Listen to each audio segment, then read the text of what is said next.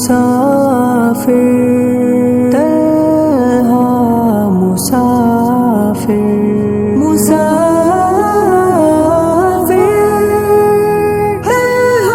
तन्हा मुसाफिर। अस्सलामु अलैकुम वरहमतुल्लाहि वबरकातुह। इन्नल हम्दलिल्लाहि नहमदुहु व नस्तईनुहु व नस्तगफिरुहु व नु'मिनु बिहि व नतवक्कलु अलैहि व नऊज़ु बिल्लाहि मिन शुरूरि अनफुसिना व मिन सय्यिआति अअमालिना। من يهد الله فلا مضل له ومن يضلل فلا هادي له ونشهد أن لا إله إلا الله وحده لا شريك له ولا نذير له ولا وزير له ولا مثيل له ولا مشير له ولا معين له ونشهد أن سيدنا وسندنا وحبيبنا وطبيبنا وطبيب قلوبنا وطبيب أرواحنا ومرشدنا ومولانا محمدا عبده ورسوله الذي أرسله بالحق بشيرا ونذيرا وداعيا إلى الله بإذنه وسراجا وقمرا منيرا. اللهم صل على سيدنا ومولانا محمد في أول كلامنا. اللهم صل على سيدنا ومولانا محمد في أوسط كلامنا. اللهم صل على سيدنا ومولانا محمد في آخر كلامنا. وصلى الله تعالى على خير خلقه محمد وعلى آله وأصحابه أجمعين. أما بعد فأعوذ بالله من الشيطان الرجيم. بسم الله الرحمن الرحيم. قد أفلح المؤمنون الذين هم عن صلاتهم خاشعون. صدق الله مولانا العظيم. وقال رسول الله صلى الله عليه وسلم: بني الإسلام على 5: شهادة أن لا إله إلا الله وإقام الصلاة وإيتاء الزكاة إلى آخر الحديث أو كما قال عليه الصلاة والسلام. উপস্থিত মুহতারাম হাজিরিন, नहायत काबिल एहतराम मुअज़्ज़ज़ मुसल्लियाने कराम, अल्लाह जल्ला शानुहुर लाखो कोटी शुक्रिया। अल्लाह रब्बुल आलमीन आमादेरके এই পবিত্র দিনে আল্লাহ রব্বুল আলামিনের মহান হুকুম জুমার নামাজ আদায়ের উদ্দেশ্যে আল্লাহর ঘর মসজিদে আগে আগে উপস্থিত হয়ে দ্বীনি কিছু আলোচনা করা এবং শুনবার আল্লাহ পাক আমাদেরকে তৌফিক দান করেছেন। এই জন্য আমরা প্রত্যেকেই অন্তরের অন্তঃস্থল থেকে শুকর আদায় করি, আলহামদুলিল্লাহ। আল্লাহ রাব্বুল আলামিন আমাদের খালেক এবং মালিক, এই বিশ্ব ব্রহ্মাণ্ড এবং তার মধ্যে যা কিছু আছে, তিনি সব কিছুর স্রষ্টা। যে আমাদের দেহের স্রষ্টা তিনি, দুনিয়ার সমস্ত চিজ ও আসবাবের স্রষ্টাও তিনি। আল্লাহ তাআলা এই দুনিয়াতে মানুষকেও পাঠাইছেন এবং তাম জাহানের অন্যান্য মাখলুকাতকেও পাঠাইছেন।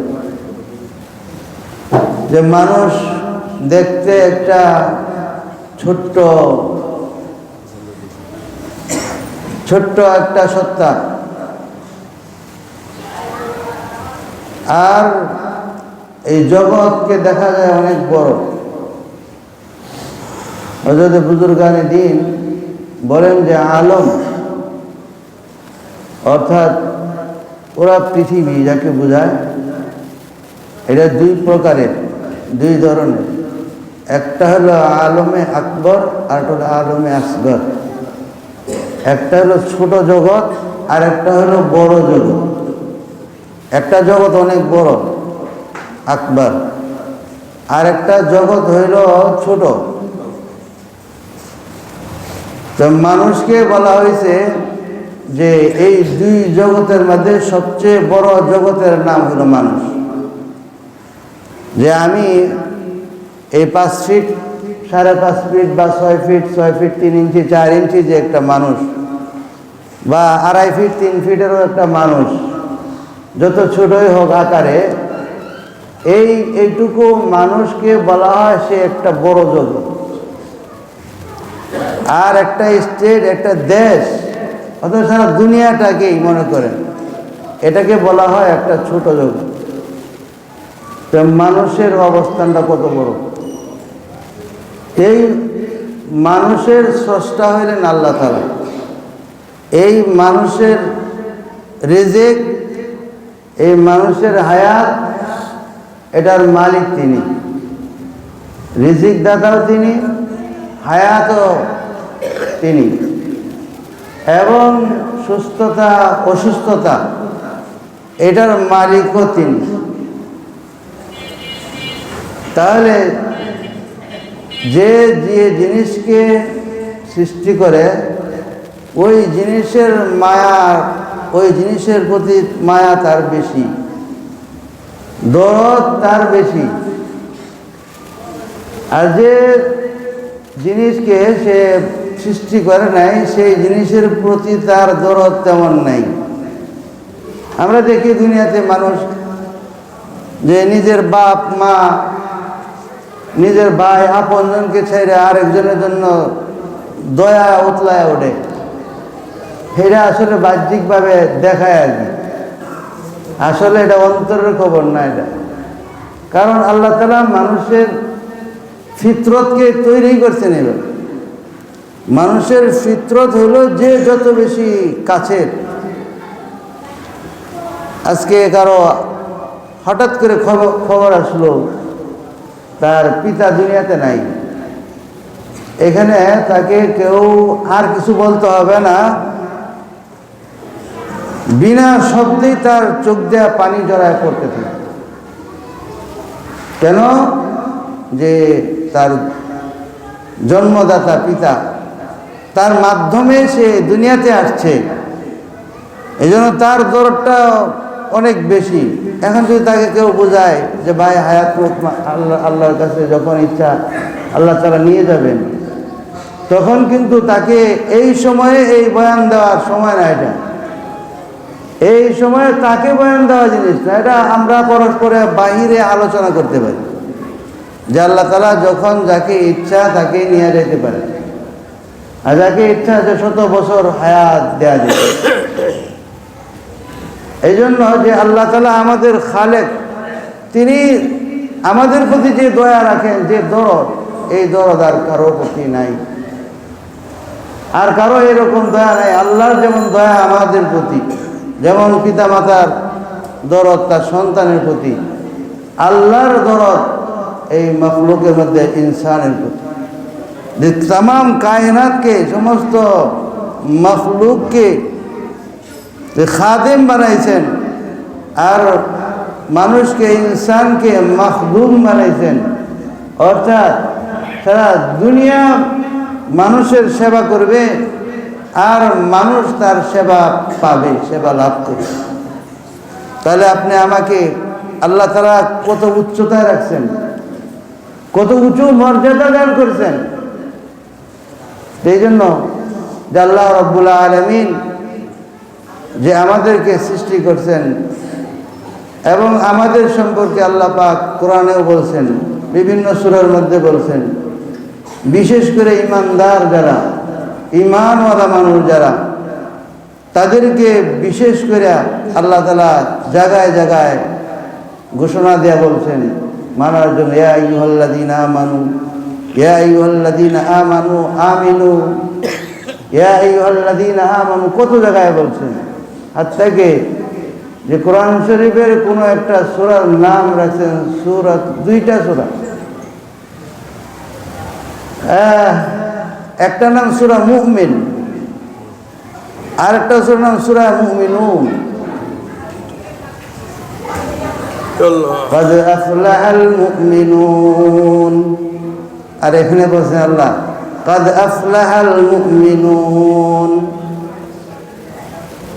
নিশ্চিত যারা মুমিন তারা সফল হয়ে গেছে। সুবহানাল্লাহ। মুমিন যে সে কামিয়াব হয়ে গেছে, কে বলতেছে? আল্লাহ তাআলা বলছে, আর কেউ বলেন। এই সূরার মধ্যে শুরুতেই 7টা শ্রেণী, 7টা শ্রেণীকে আল্লাহ তাআলা কামিয়াব বলছেন। قد أفلح المؤمنون الذين هم عن صلاتهم خاشعون। 1 নম্বর হইল যারা তাদের নামাজকে খুশু খুজুর সাথে পড়ে, তারা কামিয়াব। নামাজকে খুশু খুজুর সাথে পড়া, বিনয়ের সাথে পড়া, ভালোভাবে পড়া, সুন্দরভাবে পড়া। ইয়া আইয়ুহাল্লাযীনা আমানু রুকউ ওয়াসজুদু ওয়াফআলুল খায়রা লাআল্লাকুম তুরহামুন। এই সূরাটার আগে সূরা, সূরা হজ, সেখানে আল্লাহ তাআলা বলছেন, হে ঈমানদাররা, তোমরা রুকু করো, সিজদা করো, ওয়াবুদু, এবং আল্লাহর ইবাদত করো, ওয়াফআলুল খায়রা, এবং যাবতীয় কল্যাণের কাজ তোমরা করো। আপনারা দেখবেন কোরআন শরীফের যে এক সাইডে লেখা আছে যে এটা আয়াতে সিজদা ইনদা শাফিঈ রাহিমাহুল্লাহ।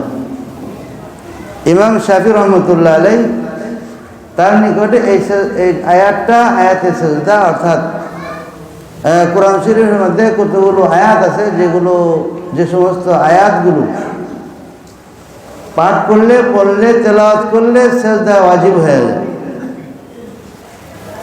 কিন্তু ইমাম আবু হানিফা রহমতুল্লাহ আলাইহি উনি বলেন যে এটা, যে যেখানে রুকু এবং সিজদার কথা একসাথে বলা আছে, হাদিসের দ্বারা প্রমাণ করছেন যে এটা আয়াতে সিজদার অন্তর্ভুক্ত না। কিন্তু ইমাম শাফিঈ রহমতুল্লাহ আলাইহি এটাকে আয়াতে সিজদার অন্তর্ভুক্ত করছেন। সেই জন্য আমরা যখন বাচ্চাদেরকে কোরআন শরীফ শিখাই,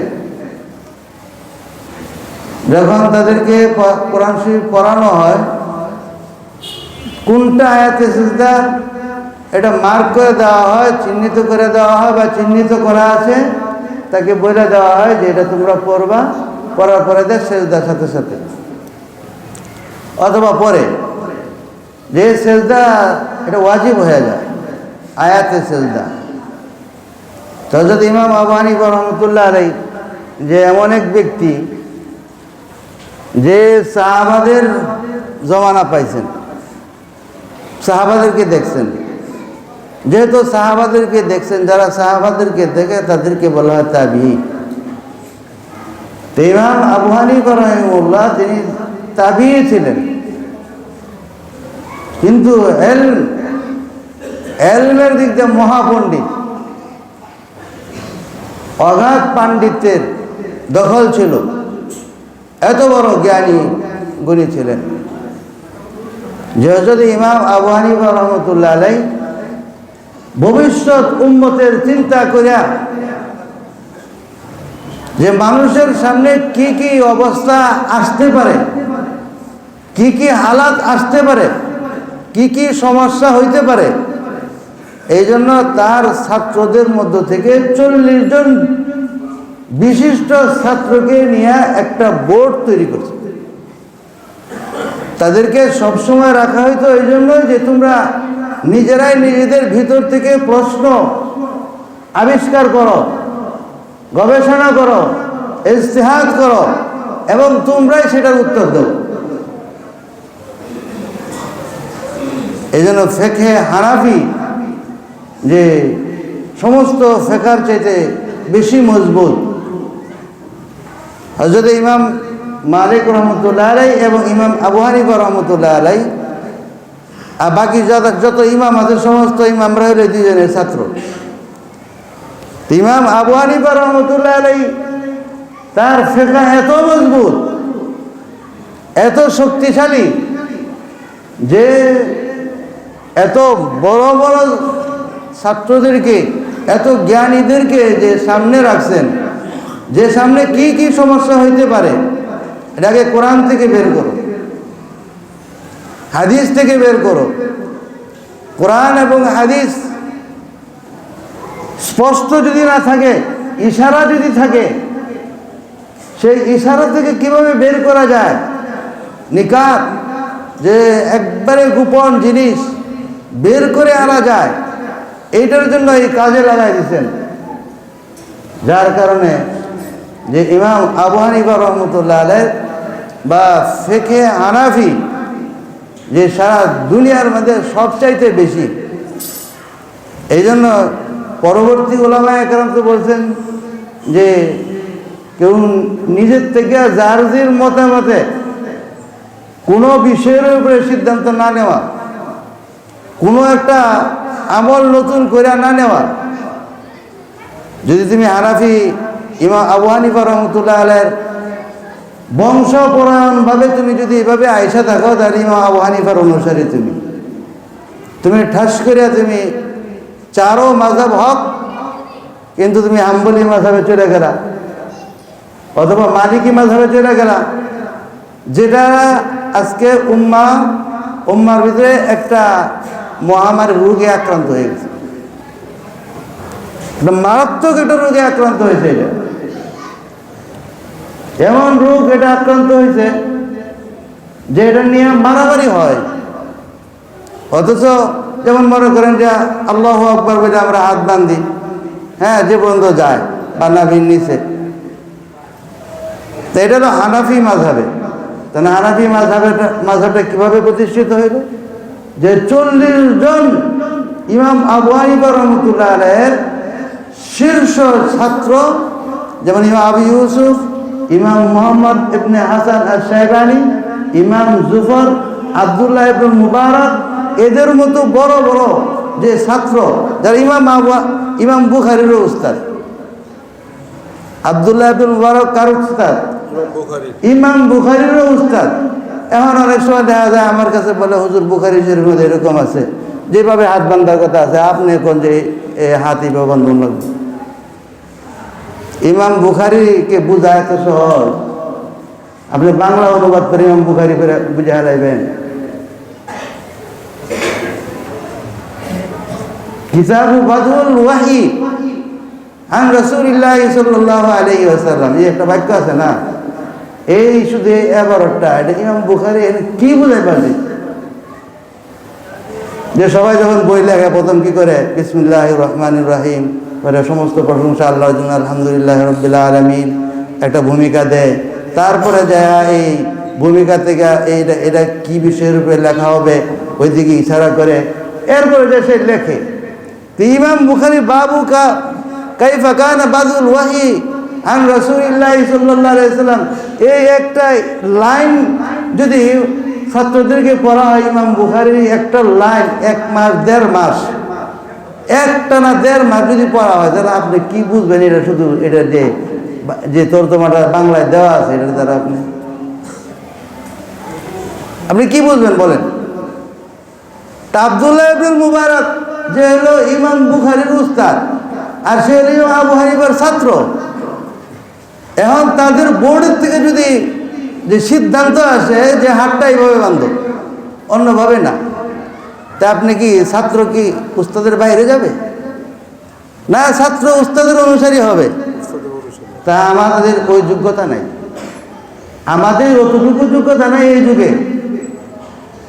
এই যুগের মধ্যে যত বড় আলেমে হোক, যত বড় পণ্ডিতে হোক, আইম্মায়ে মুজতাহিদিন যে সমস্ত বিষয়ের উপরে ফায়সালা করে গেছেন, এর বাহিরে যাওয়ার কারো কোনো সুযোগ নেই, কারো সুযোগ নাই।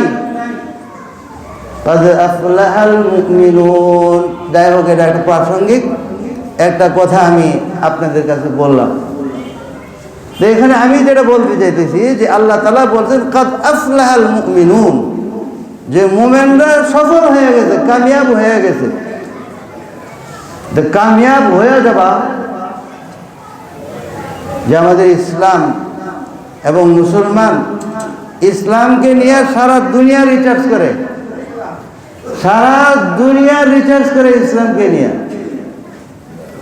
ইসলাম আমাদের যে নামাজ আছে না, এই আমাদের নামাজকে নিয়ে সারা দুনিয়া রিসার্চ করে।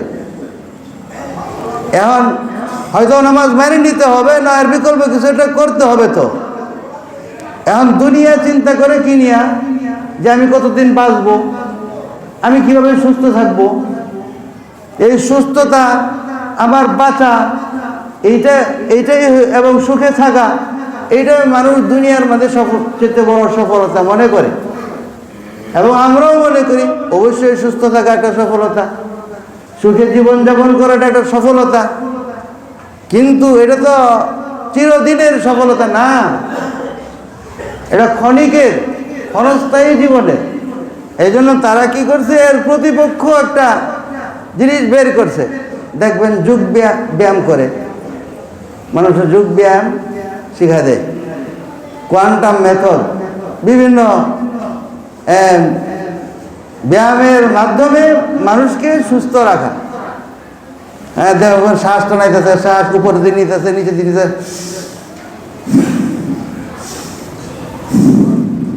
সেগুলি কি? তারপরে নামাজের আকৃতির মতো করে বসাইতেছে, এভাবে আসন রেখে বসায়, এরকম করায়। হ্যাঁ, বাইর করতেছে কোথায় থেকে? ওই নামাজের একটা বিকৃত রূপ দেয়া ওরা সফলতা ওখানে খুঁজে। কিন্তু আল্লাহ তাআলা তো এই তুমি যোগ ব্যায়াম বলো, কোয়ান্টাম মেথড বলো, যা বলো, এই সব কিছুকে আল্লাহ তাআলা এই নামাজের ভিতরে ঢুকে রেখেছে। এখন আমাদের দেশের ইউনিভার্সিটি যদি ছেলেরা মুসলমান হয়ে যায়, হ্যাঁ, ইসলামকে ভালো করে বুঝে, যারা ইসলাম বিদ্বেষী আছে, তখন ওই ইউনিভার্সিটিকে বিভিন্নভাবে ব্যঙ্গ করে। কয়েকদিন পর একটা বড় বাংলাদেশের হাটহাজারী মাদ্রাসা হয়ে যাবে। এখন যদি তুমি এই মন্তব্য করো, তোমাকে যদি প্রশ্ন রাখা হয়, বোঝা গেল যে তোমার ভিতরে জ্ঞানের অনেক সীমাবদ্ধতা আছে, শূন্যতা আছে। অক্সফোর্ড ইউনিভার্সিটিতে ইসলামিক সেন্টার কেন আছে? সেখানে যে লাইব্রেরি আছে, সেই লাইব্রেরি কেন সেখানে ইসলামিক বুক কর্নার সেখানে সেলফ রাখা আছে? তাহলে কি তুমি বলবা যে একদিন অক্সফোর্ড ইউনিভার্সিটি এটা মাদ্রাসায় রূপান্তর হয়ে যাবে? হ্যাঁ, কথা আছে। ওখানে অক্সফোর্ড ইউনিভার্সিটিতে ছাত্রদের যে নিবেদন হইল যে শুধু আমরা খ্রিস্ট ধর্ম বা অন্যান্য ধর্ম এগুলোকে নিয়ে আমরা পড়াশোনা করলাম বা বুঝলাম বা গবেষণা করলাম, কিন্তু ইসলামকে বাদ দেখেন। ইসলামী বইপত্র থাকলে অসুবিধাটা কি? আমরা ওইটাও দেখলাম। এখন যে হ্যাঁ, এত যৌক্তিক কথা, এটা ইসলামিক বইকেও আমরা দেখলাম। তখন তারা এখানে গবেষণা করে, তখন নামাজকেও তারা দেখে, রোজাকেও তারা দেখে, হজকেও দেখে, জাকাতকেও দেখে। এরপরে হজের কার্যকারিতা, জাকাতের কার্যকারিতা, এর উপকারিতা, এর যে সুফল, নামাজের যে উপকারিতা, এর বইও লেখে। কিন্তু নামাজের এই নিয়মের উপরে বই লেখে ঠিক, কিন্তু একটা জিনিস তারা সেটা লেখে না, কাদ আফলাহাল মুমিনুন আল্লাযীনা হুম আন সালাতিহিম খাশিউন। যারা বিনয়ের সাথে নামাজ পড়ে তারা কামিয়াব। যে নামাজের দ্বারা কামিয়াব হয়ে যায় এইটার বিষয়ে তারা আসতে চায় না, এইখানে তারা কলম ধরে না। কারণ এইখানে কলম ধরলেই সব কিছু তাদের সামনে স্পষ্ট হয়ে যাবে। তখন ইসলাম ধর্মকে, নামাজকে, ইসলামকে না মেনে যাওয়ার আর কোনো রাস্তা থাকে না। নামাজের দ্বারা কামিয়াব হয়ে যায় বলে কিটা, কিভাবে কামিয়াব হয়, কিভাবে সফল হয়, এইটার উপরে তার বই লেখে না, বই লিখবে না। বরং ওখানে পড়া তারা ইসলামকে কিভাবে বিকৃতি সাধন করা যায় ওইটার চেষ্টা করে। কিন্তু নামাজ পড়লেই কামিয়াব হয়ে যাবে। কিন্তু ইসলাম, মুসলমান এটা বিশ্বাস করে, এটা আল্লাহর কালাম। আল্লাহ তাআলা বলছেন যে কোনো মুসলমান মুমিন যদি সে নামাজ পড়ে, কাদ আফলাহাল মুমিনুন, ওই ইমানদাররা যে নামাজকে বিনয়ের সাথে, খুশুর সাথে নামাজকে পালন করে, আদায় করে, তারা কামিয়াব হয়ে যায়। সুবহানাল্লাহ। এর রহস্য এই জন্য হযরত নবী আলাইহিস সালাতু ওয়াস সালাম নামাজের অত্যধিক গুরুত্ব দিতেন।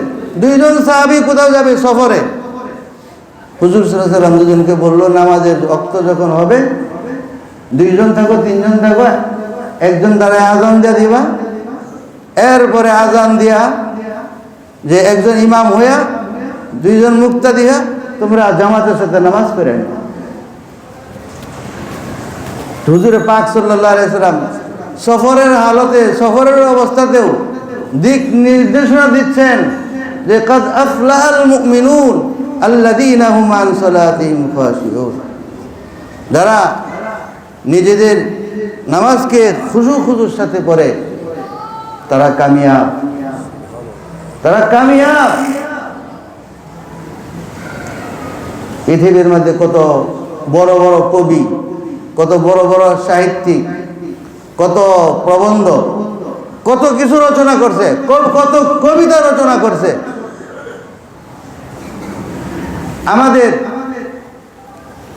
শুধু যদি এক নামাজকে বলি, এক নামাজের মধ্যে যে ছন্দ আছে, এক নামাজের মধ্যে যে মিল আছে, এক নামাজের মধ্যে যে পরস্পরে যে ভ্রাতৃত্ব আছে, যে এক নামাজের মধ্যে যে শিক্ষা আছে, এক নামাজের মধ্যে যে ধৈর্য আছে, এক নামাজের মধ্যে যে আল্লাহ তাআলা যে সফলতা রাখছে, এই নামাজ এটা আমাদের এই মসজিদে হোক, এখানেও যেরকম এটা নামাজ, যদি মসজিদে হারামে হয় সেখানে ওইটা এরকম নামাজ, ওটা যদি মসজিদে নববী হয় সেখানে ওরকম নামাজ, যদি মসজিদে আকসায় হয় সেখানে ওইরকম নামাজ, যদি কুবা মসজিদে হয় ওইরকম নামাজ।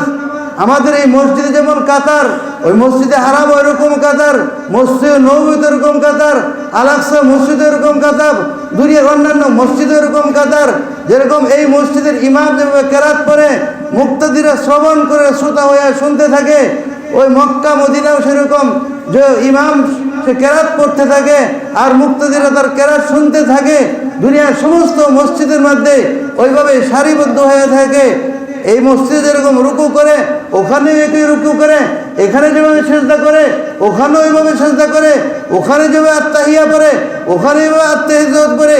এই যে দুনিয়ার যত কবি হোক, যত সাহিত্যিক হোক, যত প্রবন্ধকার হোক, আল্লাহ তাআলার এক নামাজের যে ছন্দ আছে, এই দুনিয়ার সমস্ত কবি সাহিত্যিকদের রচনা বলি সকল কবিতা এক নামাজের ছন্দের ধারে কাছে আসবে।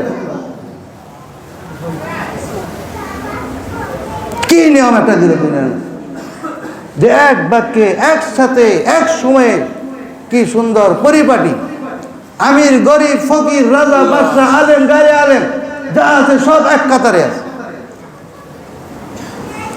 আর দুনিয়াতে দেখেন, যখন কোনো একটা পরিবর্তন হয়, একদল ক্ষমতায় আসে আর একদল চলে যায়, যখন তারা পাওয়ারে আসতে চায় বা পাওয়ারে আসে, মিছিল মিটিং হয়, সমাবেশ হয়।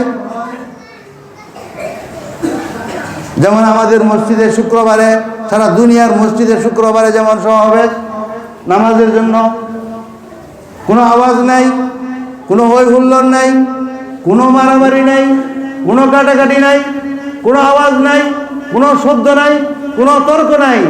কিন্তু দুনিয়ার যে সমাবেশ আছে সেখানে কে আগে বসবে, কে সামনের চেয়ারে বসবে, কে নেতার সামনে থাকবে, কে ডান দিকে বসবে, কে বাম দিকে বসবে, কে পিছনে থাকবে, কার ফ্ল্যাগ উপরে থাকবে, কারটার নিচে থাকবে, এইটা নিয়ে এমন মারামারি হয় যে মারামারিতে, যে চাপাচাপিতে মানুষ শ্বাস বন্ধ হয়ে পর্যন্ত মেরে যায়। কিন্তু নামাজের যে ছন্দ, নামাজের যে নজম, নামাজের যে আল্লাহ তাআলা যে একটা ছন্দ তৈরি করে দিয়েছেন, যে নজমকে তৈরি দিয়েছেন, যে পৃথিবীর মধ্যে যা আর কোথাও পাওয়া যায় না, কোথাও মিল পাওয়া যায় না, কোথাও খুঁজে পাওয়া যায় না। এই নামাজকে দিছে মানুষকে, যে মানুষকে বলা হয়েছে আলমে আকবর। সে নিজে একটা মহাবিশ্ব, একটা মহাজগৎ। এই মহাজগৎ যদি ঠিক হয়ে যায়, আমি যদি ঠিক হয়ে যাই, আমার ঘর ঠিক হয়ে যাবে। আমার ঘর যদি ঠিক হয়ে যায়, আমার প্রতিবেশী ঠিক হয়ে যাবে। আমার প্রতিবেশী যদি ঠিক হয়ে যায়, আমার এলাকা ঠিক হয়ে যাবে। আমার এলাকা যদি ঠিক হয়ে যায়, আমার বড় ডিস্ট্রিক্ট ঠিক হয়ে যাবে। যে ডিস্ট্রিক্ট যদি ঠিক হয়ে যায়, পুরো দেশ ঠিক হয়ে যাবে। এরকম পুরো দেশ যদি ঠিক হয়ে যায়, সারা দুনিয়া ঠিক হয়ে যায়। তা আমার এই যে 5 ফিট 6 ফিট এই জায়গাটাকে, এই রাষ্ট্রটাকে আমি এখনো ঠিক করতে পারি নাই, এইটাকে আমি এখনো ফেরেশতা করতে পারি নাই, তাকে আমি মেরামত করতে পারি নাই। আল্লাহ তাআলা এই নামাজের মতো, যে নামাজকে এত সুন্দর একটা ছন্দ দিয়েছেন, যে পৃথিবীর সমস্ত লেখক যারা যত কবিতা লেখছে, যত মিল রেখেই মিল করুক না কেন, এই নামাজের ছন্দের সাথে এই তাদের ছন্দের কোনো সম্পর্কই আল্লাহ তাআলা এটা মানুষকে দিয়েছে। এই জন্য আল্লাহ তাআলা কাদ আফলাহাল মুমিনুন আল্লাযীনা হুম আন সালাতিহিম খাশিউন। হযরতে রাসূল আকরাম সাল্লাল্লাহু আলাইহি ওয়াসাল্লাম, তাকে এই নামাজ দেওয়া হয়েছে। হযরত রাসূল আকরাম সাল্লাল্লাহু আলাইহি ওয়াসাল্লাম মেরাজ থেকে এই নামাজ আমাদের জন্য নিয়ে আসছেন। এই নামাজের মাধ্যমে আমাদের সফলতা। আর সেই নামাজটা হবে যে খুশুর সাথে। হযরতে নবী আলাইহিস সালাতু ওয়াস সালাম যুদ্ধ থেকে আসতেছেন, আসার সময় এক জায়গায় অবস্থান করছেন। তখন সাহাবাদেরকে বলছেন যে এখানে রাত্রি যাপন করবো আমরা, কিন্তু পাহারায় থাকতে হবে। কে কে পাহারায় থাকবা? 2 সাহাবী, হযরত আম্মার বিন ইয়াসির এবং হযরত আব্বাদ বিন বশির রাদিয়াল্লাহু আনহুমা। 2 জন সাহাবী খারাপ ইয়া রাসূলুল্লাহ, আমরা রাজি আছি। সব সাহাবা ঘুমিয়ে গেছে। এখন তারা 2 জন, 2 জনের একজন আরেকজনকে বলে, ভাই এই 2 জন দাঁড়ায় থাকি করুন, কারণ আমাদের কাজ হইল যে শত্রু আসলে শত্রুর সাথে মোকাবেলা করে না। পাহাড়ের অর্থ এটা না শত্রু আসবে তাদের সাথে যুদ্ধ করবা, এই কাজটা আমাদের না। আমাদের শুধু ইনফরমেশন, তথ্য দিয়ে দেওয়া, জানায় দেওয়া যে শত্রু আসতেছে। সেই জন্য হযরত আম্মার বিন ইয়াসির রাদিয়াল্লাহু আনহুকে ঘুম পাড়ায় দিয়েছে যে ভাই তুমি ঘুমাও, আমি পাহারা দিই। তো ওই হযরত আম্মার বিন ইয়াসির রাদিয়াল্লাহু আনহুকে ঘুম পাড়ায় দিয়েছে, আর সে দাঁড়ায় দিয়েছে। আমি চিন্তা করতেছে দাঁড়ায় থেকে কি করব, নামাজ পড়ি। আল্লাহু আকবার। সাহাবারা ঘুমায়, আল্লাহ রাসূল ঘুমায়, সাথে সঙ্গী পাহাড় ধারে তুমি ঘুমাও। 2 জনে দাঁড়ায় থেকে কি করবো? একজনই পাহারা দিই, সুযোগ নেয় কে কিভাবে দেখেন। আবার সে বলে যে আমি দাঁড়ায় থাকি, আমি নামাজে দাঁড়ায় থাকি। সুবহানাল্লাহ, নামাজ আল্লাহু আকবার দিয়ে দাঁড়াইছি। ওই দিক দিয়ে আসার সময় যাত্রা পথে যে রাস্তার মধ্যে যখন সংঘর্ষ হয়েছে, তখন সাহাবাদের অগোচরে অজান্তে একটা গুলি, একটা তীর লেগে কোনো এক মহিলা সে মারা গেছে। এখন ওই মহিলার স্বামী ফোন করছে যে এটার প্রতিশোধ আমি নিই। তেসা আবার আর পিছনে দূরের থেকে মার্ক করে করে লক্ষ্য করে করে আসছে যে কোন জায়গায় এরা যায়, কোন জায়গায় তারা অবস্থান করে। রাত্রে হলে তো অবস্থান করবে, তো এক জায়গায় অবস্থান করছে, দূরের থেকে সে এটাকে দেখছে। দেখার পরে দেয়া যে সাহাবা সব ঘুমিয়ে গেছে, আর সে তো আড়াল থেকে দেখতেছে যে আমার সুযোগ আসছে। সে সামনের দিকে আসছে, এসে দেখে যে একটা কিছু দাঁড়ায় রয়েছে। দূরের থেকে পরে কি করলো যে এটা কি মানুষ না অন্য কিছু, বোঝা বড় মুশকিল। যেমন হাদিসের মধ্যে আসছে, আবু বকর রাদিয়াল্লাহু আনহু যখন নামাজ পড়তেন তো বলা হয়েছে কান্নাহু খুশুবুন নুসিবা খুশুবুন, যে মনে হয় একটা কাঠকে মাটির মধ্যে কাঠের একটা টুকরাকে গাড়ে দেওয়া। সুবহানাল্লাহ, কি নামাজ! খুশু তো এটা কি যে আমরা তো নামাজের মধ্যে, যেমন নামাজের মধ্যে যে এমন কোনো কাজ না করা যেটা নামাজের সাথে অনাকাঙ্ক্ষিত।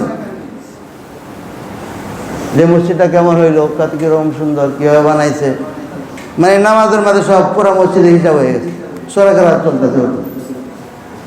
এটা তো খুশি হইল না, পুরা মসজিদের হিসাব হয়ে গেছে। হ্যাঁ, এটুকু আছে যে যদি সেজদার জায়গা এরকম হয় যে কোনো কাঙ্কর আছে, কোনো পাথর আছে, তাহলে একবারে হাত দিয়ে সরাই ওই রুকুনের মধ্যে।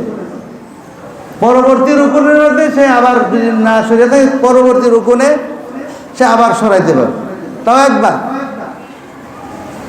এছাড়া তার কোনো সুযোগ নাই। আবু বকর সিদ্দিক রাদিয়াল্লাহু আনহু এরকম যে মনে হয় যে একটা কাঠের টুকরাকে গাড়ে দেওয়া হয়েছে, এইভাবে তিনি নামাজ পড়তেন। এটা হলো নামাজ। হযরত আব্দুল্লাহ বিন মুবারক, যার কথা বললাম একটু আগে, আব্দুল্লাহ ইবনে মুবারক তিনি কি করতেন, শেষ রাত্রে উঠে যখন নামাজ পড়তেন তখন প্রতিবেশী ছিল একজন কুমার। কুমার পর্যন্ত ওই যে মাটির হাড়ি টাড়ি বানায় এরকম কুমার।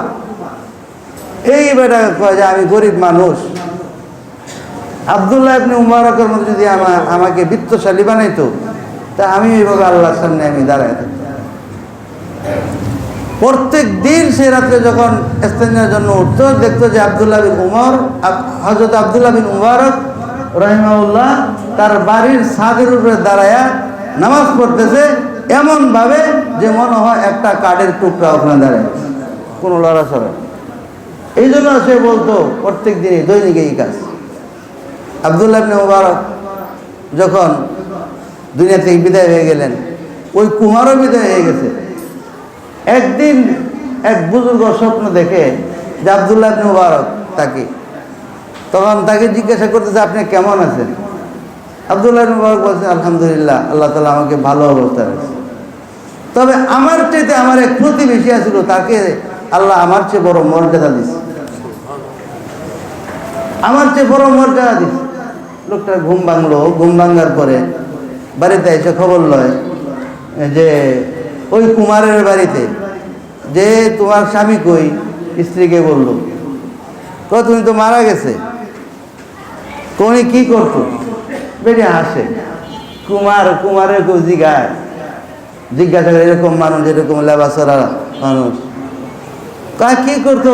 যে মাটি দেয়া এই দহি ডাহা বানাইছে, আমরা দেশে মাটির হাড়ি হরি এগুলো বানাইছে। বেটি শরম পাইছে। তখন বুজুর্গ বলতে তুমি লজ্জা পাও না? আব্দুল্লাহ ইবনে মুবারককে তোমরা জানো? হ্যাঁ, এলাকার আমাদের প্রসিদ্ধ বুজুর্গ মানুষ, আমরা সবাই শ্রদ্ধা করতাম।